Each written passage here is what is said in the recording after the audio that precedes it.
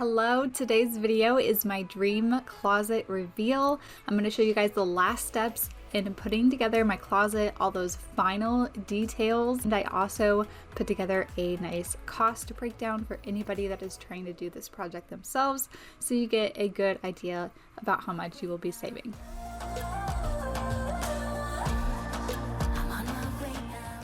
So I will make sure there are links to part 1 and part 2 of my dream closet makeover, so that if you are trying to do this yourself, it'll make it a little easier for you to follow along with me. In part 1, I shared with you guys how I did my blueprints, planning, and all of that. In part 2, I did more demo, cutting, and painting. This part is going to be putting it all together. So everything is dry, everything is painted, everything is cut to size. It looks fantastic. I brought all the pieces into my closet and installed all the outer walls first.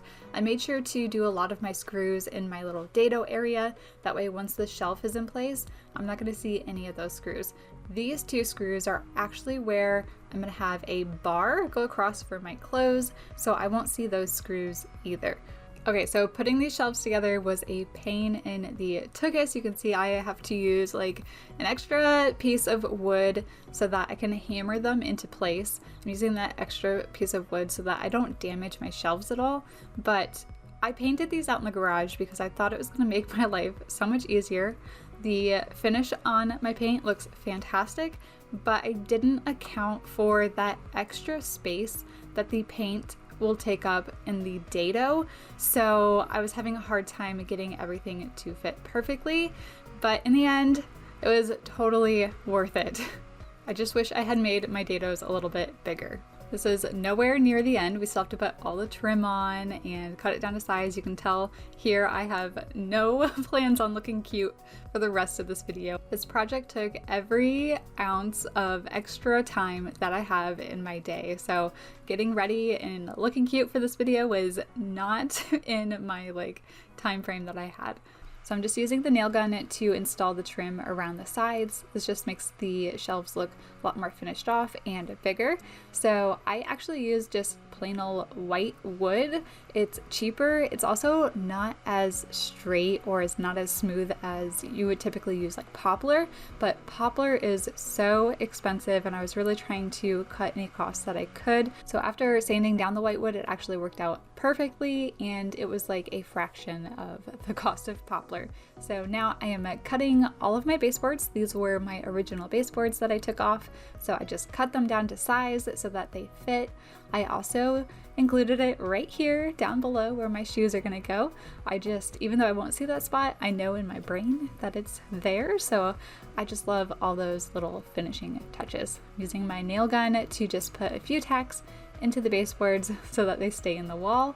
And then it is time to use some wood filler.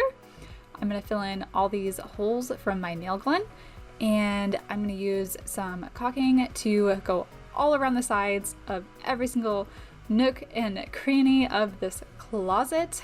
The caulking really gives it that final touch. It fills in all those nooks and crannies and just makes it feel and look like just one big unit. So I like cutting mine at a nice angle. I'm not gonna lie, I'm not a expert at this, but everything takes practice and there's no way you're gonna get better at it unless you try to do it yourself. So even though I'm not an expert, I am still trying my best. I always just put a bead down and then I usually just rub my finger all the way across. I know experts can just do it super quick and do a super perfect line right away, but I am just your average Joe, I guess you could say, and I'm still practicing with these projects and I did my best and that is all that matters. So every nook and cranny now has caulking. I even did the inside of all my shelves, all the borders of all the shelves, and filled in any gaps that you could visually see. So now I'm actually going to paint over all of those caulk lines with the same paint that I used for the shelves, and then that'll make it so that it's exactly the same color and it all just looks like one big unit. So there we are. I wish it were this easy to actually paint them, but It took me like 6 hours to paint all that, which is just absolutely ridiculous. Anyway, it was worth it. But now I'm gonna install my closet rod. So I actually got 3 of these. They're from Project Source at Lowe's. I thought I was gonna need these to install them, but these ones actually just use 1 screw, and it's at the end of each of these rods, so it makes it super easy to install them. So I had just measured out and pre-drilled some holes, and then all I had to do was install the rods and screw the pieces that came with it right into the wood. So my shelves are all 16 inches deep. So for my curtain rod, I ended up doing a measurement of like 4.5 inches, like down from the top, and 4.5 inches in from my trim, and that is where I put the center of my rod. But the standard is just to install your rod at least 11 inches away from the back of your wall. For the height of my rods, I had it pre-planned that with my blueprints. So if you want to go back and see my blueprints, that is in part 1 of this video series. I still have some really fun finishing touches in here to share with you, but this is basically the shell of my closet. It looks so good. So I got this gigantic mirror from Old Time Pottery. It's a store near us, and they have huge, fantastic mirrors at a really good price. I actually got this one on sale, so it's actually only $75 instead of that $99.99, and I'm just obsessed with how big this thing is. So to hang this mirror up, I had to actually use my hammer drill because this is an exterior wall, and here in Florida we have concrete for our exteriors because of hurricanes, so it's a pain in the butt to install anything on these walls, but it was totally worth it to do it for this mirror. It's time. Okay, so I decided to put everything back in my closet first, so I'm super excited to get all of this stuff out of my room. I've been living in a crazy disaster of a master bedroom for the past month, so I'm going to bring all this back in, and then we will do our reveal. This was definitely the most exciting part, getting to pick where all my clothes were gonna go in my closet, and it just looked so good bringing it in. It was just like all coming together. It was so perfect.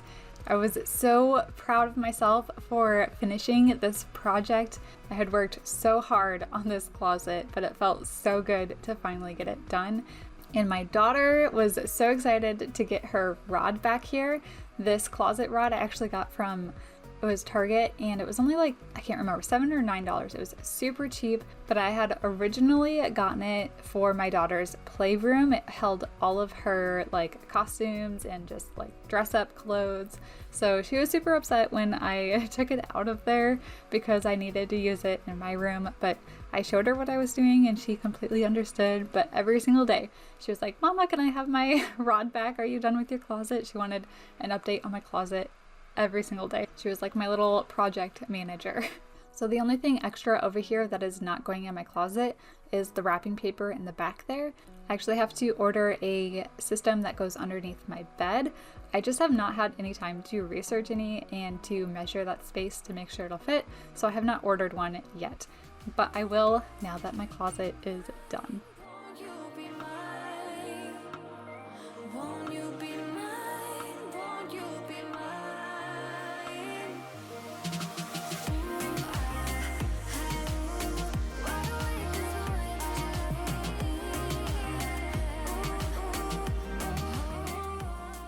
This closet is like a dream come true. This little lamp here I got off of Amazon, and we'll make sure to share with you guys because I'm so obsessed with it. We have our large mirror here. All of my shirts and tank tops are on the right.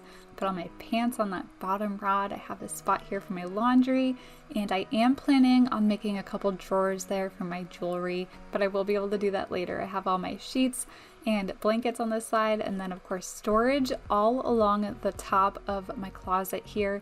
I made sure that they were big enough to hold a standard storage box, and I had made sure that these cubbies were the 13 by 13 so that they fit those like square 13 by 13 baskets that you find at like Target or anywhere else.